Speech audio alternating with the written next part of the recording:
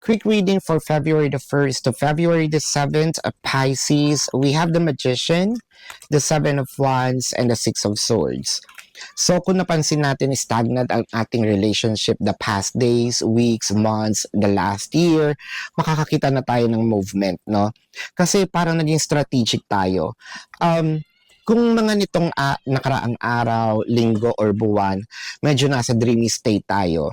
Ngayon, meron din tayong mga kilos kasi usually Pisces, nandun ka sa more of, you're being comforted with the fantasy, no? With the imagery of yung pagkakaroon ng parang yun nga yung mga dreamy state, no?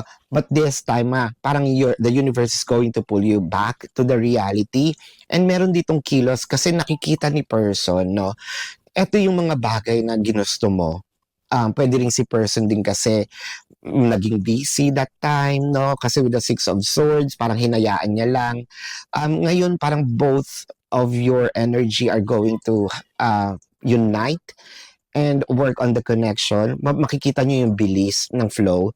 So, maganda, no? Kasi dapat kailangan binabalance din natin yung dreamy state and yung reality, no? So, this is your quick reading, Pisces, for February the 1st to February the 7th.